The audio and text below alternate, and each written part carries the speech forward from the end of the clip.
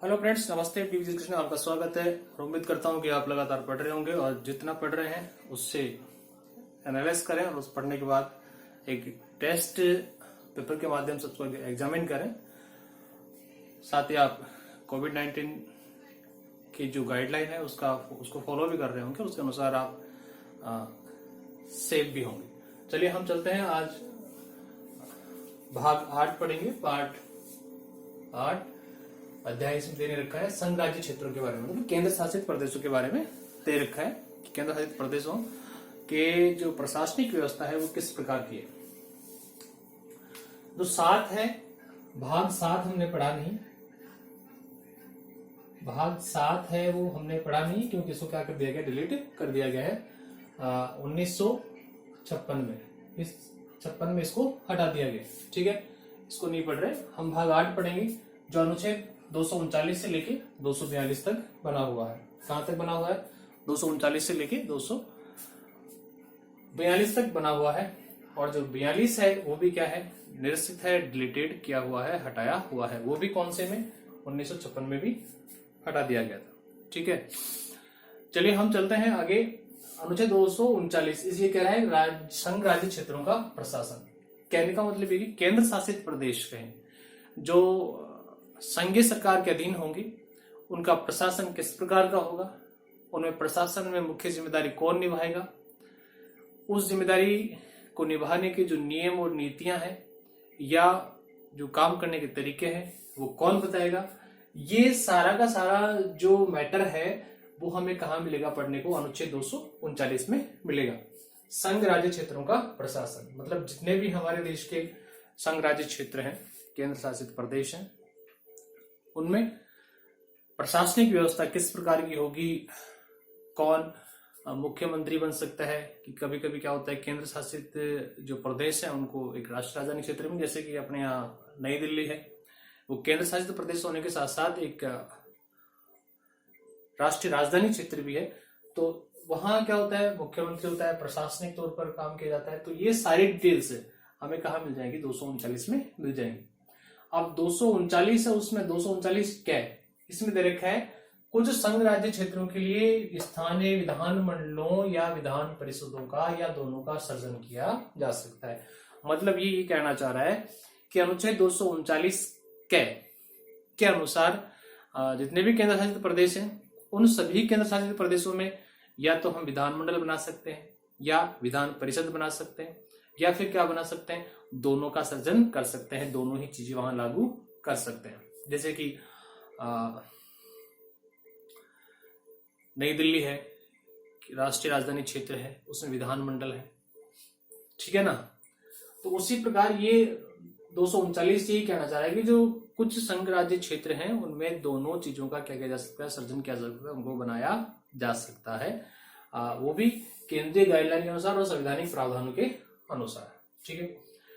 अनुच्छेद 239 है विधान मंडलों के विश्रांति काल में अध्यादेश प्रख्यापित करने की प्रशासक की शक्ति। विधान मंडलों के विश्रांति काल कहने का मतलब ये हो गया, हमने विश्रांति काल काफी टाइम से हम पढ़ भी रहे हैं, देख भी रहे हैं, बार बार ये चीज रिपीट भी हो रही है। तो हम एक बार फिर समझ लें, विश्रांति काल मीन्स होता है कि जो विधान मंडल है या विधान परिषद है या जो संघ राज्य क्षेत्र है उनकी जो विधायिका है, जो विधान मंडल होते हैं उनकी कार्रवाई नहीं हो रही हो, वो सत्र नहीं चल रहा हो, तो ऐसे समय में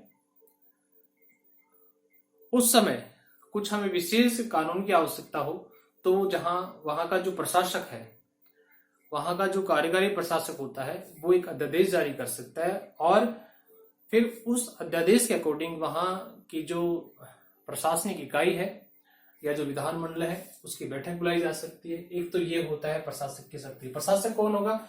यहाँ देखो, प्रशासक की बात कर लें तो यहाँ प्रशासक हम किसे कहेंगे? राज्यपाल को। किसको कहेंगे?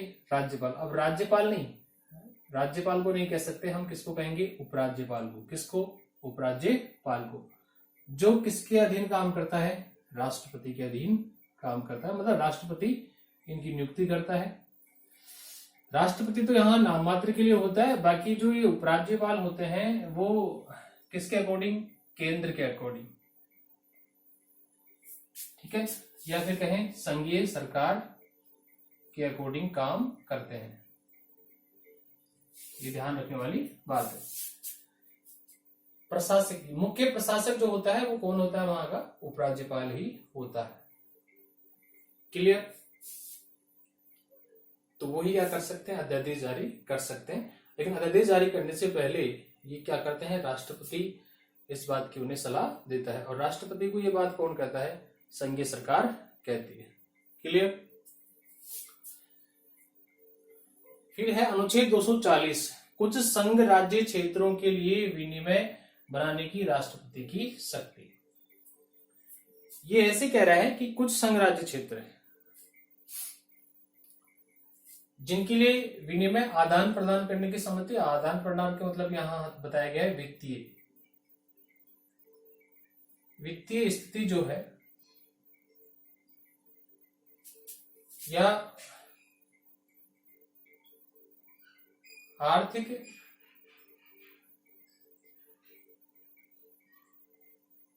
गतिविधियों से संबंधित जो बातें हैं उन बातों को लागू करना, उन नियमों को लागू करना, वहां